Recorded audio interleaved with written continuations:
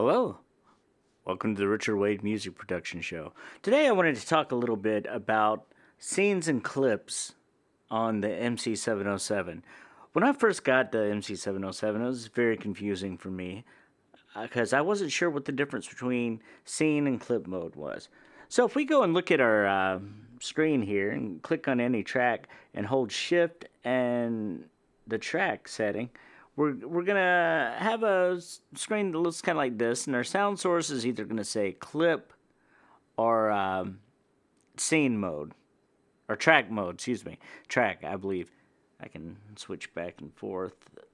Yeah, see, there's track and there's clip, and basically the difference between these two is track is gonna make it so like when you change to a different scene, which I can do by pressing the number 2, these are your scene buttons. And as you can see on the screen, when I switch between 1 and 2, it just calls up the seconds. This basically with the second line. So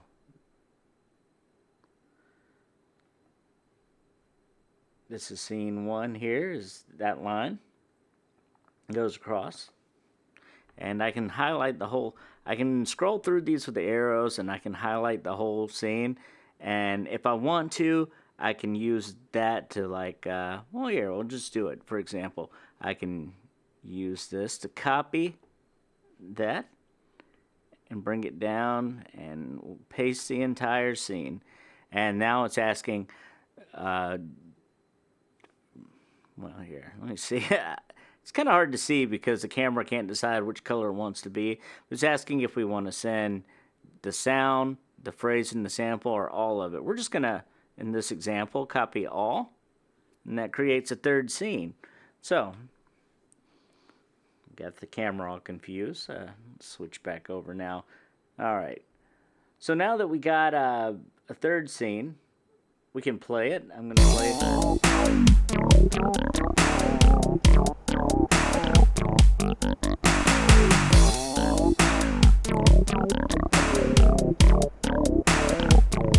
And then if I change over, you can see scene 2 is playing. I hit the scene 2 button to do that. Now do it 4 counts before it's changing.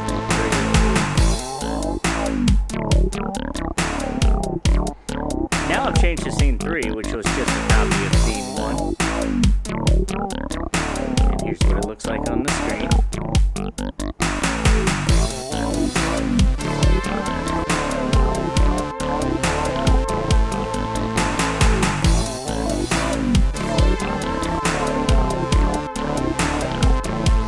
So like when you have a file playing, you can have 8 different sounds up at any time. And basically what the scene lets you do is it lets you go into this clip view, and the horizontal lines, like these here, these horizontal lines, each one is a different scene. Now, the difference between scene and clip mode, or track and clip mode, is that on clip mode, every single square in that grid can be assigned a different instrument or a different part. And the track mode, you can do different like rhythms and things like that. Like say if you have a drum track, you can do different rhythms, and everything in that column is all going to be the same instrument. So for example, if you have one drum sound and you don't plan to change it, you might want to use the track mode on that, because that's going to make things a lot simpler. You don't have to go load up a preset or copy over one from the previous one, because you can always, just like I did with the entire line there, you can always select like a single cell, as I've done, and then I can go to copy. To do that, you roll the number 4 here. You roll the number 4 to that option. I've got the contrast set super high on the other camera, so you can just get a clear view of the screen, because that's kind of hard to see on the camera. So I have the contrast super high. I've got the sharpness set. But anyway, we're gonna copy that, and when we're in clip mode, we can go down like to the next line. Say if I want to put that part here, I can just again copy it. It's gonna ask, do we want the sound, the phrase, or the whole thing? And again, the camera's confused here. All right, let's focus again. Focus. There you go. And so now, in scene 3, we got that clip. Now the big difference with clips, and I can demonstrate this now. I'm on scene 3. Yeah, right there, scene 3. And this was the one that we had copied. If I want to...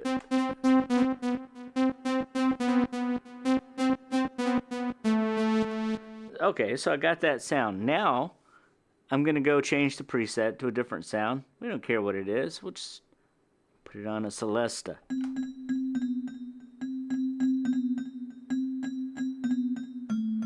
Of course, that sounds terrible, but that's not the point. Now, if we go back to scene 2, and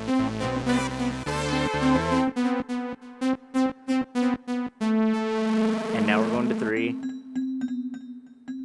We copied the same part, but it's using different instruments. So when you're in clip mode, you can have up to 128 different things, because like right now, as you can see on the screen, we got 8 possible scenes, which are 1, 2, 3, 4, and then we can change to any of those. But also beyond that, we have up to 16 more that we can select at any time and have them play. Like say if I'm in, we'll go back to scene 2.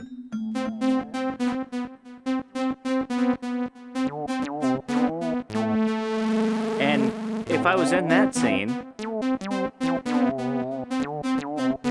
and I wanted this other part to play, I just go ahead down and hit enter on it,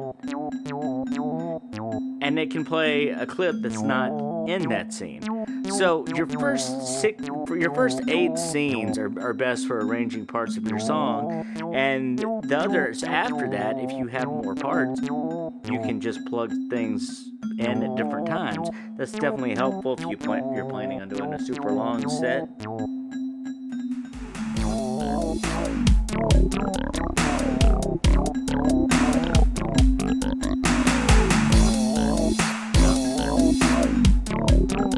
But then if I wanted to go back to that one, I could either go back and hit enter.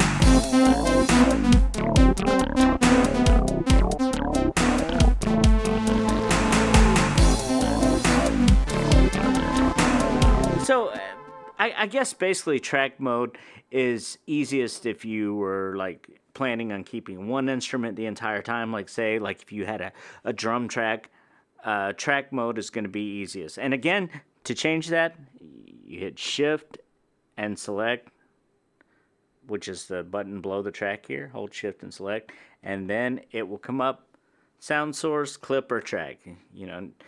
The only thing that I have to caution everyone about is that you'll want to decide up front before you do anything else if you want to go clip or track mode.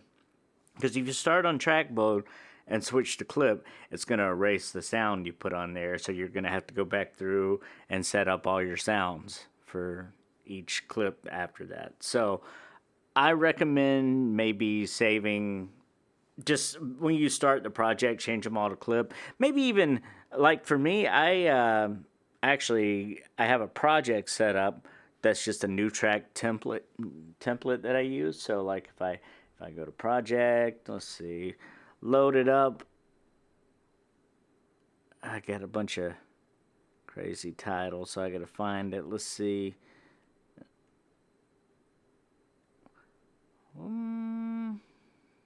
There we go. New project template. And we'll just load that up. I don't want to save the old one. I just want to load the new one up. Okay. And once I do that, I've got Well, here, you can scroll out and see. Basically, I've got a bunch of tracks here all set up in clip mode. Every one of these, they're all set to clip. So, and like if I click that one, click that one, track 5, track 4, they're all set up to clip mode. And I recommend making a project like this and just saving a file so you have these all ready to go. I left 8 blank because I had planned to maybe use it for an audio insert, which also is on that same screen. So while I'm mentioning that, you can change your audio insert to whatever you want. There's several different inputs. There's your external left and right, which is a stereo in. There is left separate, right separate, and then there's return left and right, which is your effects loop. You can use those as inputs also. Return left, return right. And then we have the PC in, which is the USB input. You can do left and right. You can route anything from your DAW. And now the final selection is to take audio from another track. So like say if you had an audio insert on this track that was set to, I don't know, maybe return left, then if you go to your other track, you can set it to take the input from that track, which is also the only way to get the looper to work. So I think I'll cover that in another video, but I just wanted to go over a little bit about how clip and track modes work and when you should use them. So basically, again, in summary, I guess, track mode is used when the instrument is going to stay the same. You just want to change different rhythms on it. Like you have one drum kit and you just want to use that throughout your set or throughout your song, whatever you're doing. I'd recommend setting that to maybe track, so that just makes things simpler. Of course, if you copied all your parts up front, it won't really matter, but I guess that's helpful if you're like making drum tracks on the fly, kind of doing like finger drumming, and then maybe you're gonna go set up some other different parts. You can do that live. It's probably simpler that way, but generally, I think that clip should have been the default mode that Roland put on here for the MC-707. Although it's a little more difficult to work with if you don't realize that you need to copy over the clip first. So I can see why they would have set track as the default mode. It just makes the entire system less useful if you don't know that. And a clip mode, again, is just used for switching out little parts or making each scene have a different sound on it. Say you're scene 1, you've got like a bass sound and you wanted that to go to like a bell sound. You do that like I did when I showed you that sound on track 4 there.